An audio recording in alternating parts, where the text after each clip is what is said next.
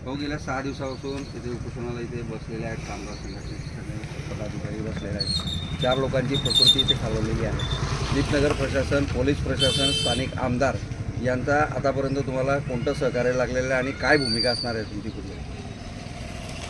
सर्वप्रथम तर आपण जे प्रश्न उपस्थित केले की दीपनगर प्रशासन, पोलीस प्रशासन आणि आमदार, तर त्यापैकी आपण दीपनगर प्रशासनासंदर्भात जर बोलायचं म्हटलं तर दीपनगर प्रशासनाने जाणीवपूर्वक या कामगारांच्या ज्या मागण्या आहेत त्या मागण्यांकडे दुर्लक्ष केलेलं आहे आणि मला तरी असं वाटतं त्यांच्यावर कुठला तरी राजकीय दबाव असला पाहिजे किंवा ठेकेदाराबरोबर त्यांनी संगनमत केलेलं असलं पाहिजे। ही दीपनगर प्रशासनाची भूमिका। ते कधी म्हणतात की या मागण्यांचा जो विषय आहे, या कामगारांच्या ज्या समस्या आहेत त्या आमच्या अखत्यारीत देत नाही। कामगार आयुक्त म्हणतात की हे तुमच्या कार्यालयाशी संबंधित आहे। नेमकं कामगार आयुक्त खोटं बोलतं की दीपनगर प्रशासन खोटं बोलतं हे आतापर्यंतही आम्ही संभ्रमात आहोत। राहिलं पोलीस प्रशासनाचा विषय, तर पोलीस प्रशासनाने आत्तापर्यंत आम्हाला सहकार्य केलेलं आहे, परंतु आज पोलीस निरीक्षक निलेश गायकवाड हे आले, त्यांनी पॉवर प्लॅन्टमध्ये गेले, तिथे शक्तीगडला जाऊन मुख्य अभियंता यांच्यासोबत काय चर्चा केली ते काही आम्हाला माहीत नाही। ठेकेदारांशी केली का मुख्य अभियंत्यांशी केली तेही आम्हाला माहीत नाही, परंतु तिथून आल्यानंतर त्यांची भाषा मला एकेरी वाटली की बा आम्ही आंदोलन उठू शकतो, असं करू शकतो, तसं करू शकतो। तर मला गायकवाड साहेबांना एक म्हणायचं आहे की साहेब, कलमात तुम्हाला माहीत आहे, कायदेशीर कारवाई तुम्ही करू शकतात। आता कायदेशीर कारवाई तुम्ही त्या लोकांवर केली पाहिजे ज्या लोकांनी या कामगारांच्या हक्काचं वेतन हे हडप करून घेतलेलं आहे, यांना यांचा अधिकार मिळू दिलेला नाही आहे। बँक मॅनेजर, बँक व्यवस्थापन जे आहे त्यांच्याशी संगनमत करून तिथं जो घोटाळा केलेला आहे त्यांच्या विरुद्ध तुम्ही गुन्हा दाखल केला पाहिजे, त्यांच्यावर कारवाई केली पाहिजे। जे मुख्य अभियंता या कामगारांना वेठीस धरतात, जे आज या अशा परिस्थितीत बसलेले, इथं पडलेले, काही लोकांची प्रकृती खालावलेली आहे, त्या मुख्य अभियंत्यांवर कारवाई केली पाहिजे, कारण की ते कायद्याचं उल्लंघन करताय, शासनाच्या नियमांची पायमल्ली करताय, त्यांच्यावर कारवाई केली पाहिजे। आणि राहिला आमदारांचा विषय, तर मला आत्तापर्यंतही आश्चर्य वाटतं या गोष्टींचं की गेल्या 1 महिन्यापासून या ठिकाणी उपोषण चाललेलं आहे।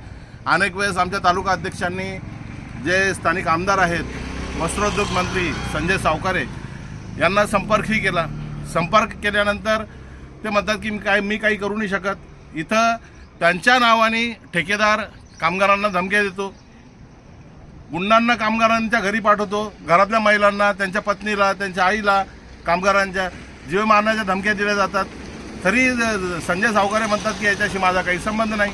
आता आमचे तालुका अध्यक्ष म्हणते, भाऊ हा अधिवेशनात तुम्ही प्रश्न मांडा, ते म्हटले मी प्रश्न मांडू शकत नाही।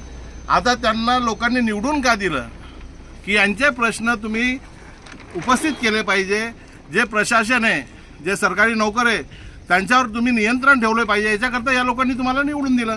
आणि संजय सावकारे जर अशी भाषा वापरत असतील किंवा मी तुमचे प्रश्न मांडू नाही शकत, तर त्यांनी आम्हाला सांगायचं की या कामगारांचे प्रश्न, जे हक्काचे प्रश्न, हे जे बेरोजगार झालेले, आज शासन लोकांना रोजगार द्यायचा प्रयत्न करत आहे आणि दीपनगर प्रशासन आणि ठेकेदार परप्रांतीयांना या स्थानिक लोकांच्या जागेवर काम देतं आणि स्थानिक लोकांना बेरोजगार करत आहे। तर हे प्रश्न आमचे मांडेल कोण, हे संजय सावकारेंनी सांगायचं।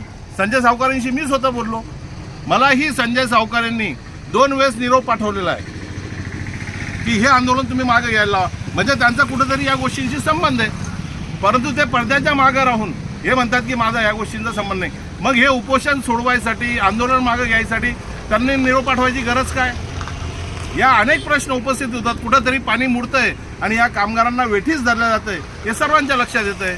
आज सत्ता आणि संपत्तीच्या विरुद्ध या कामगारांचा संघर्ष आहे, या कामगारांनी आवाज उठवलेला आहे। यांचा आवाज दाबण्याकरता अनेक लोक, अनेक राजकीय लोक, जे धनदांडगे, धनाढ्य लोक, हे लोक प्रयत्न करत आहेत, परंतु आमच्याजवळ जरी सत्ता संपत्ती नसली, परंतु आमच्याजवळ लोकशाही आहे, कायदा आहे, संविधान आहे, डॉक्टर बाबासाहेब आंबेडकरांनी तयार केलेले कामगारांचे कायदे हे सुद्धा आमच्याजवळ आहेत।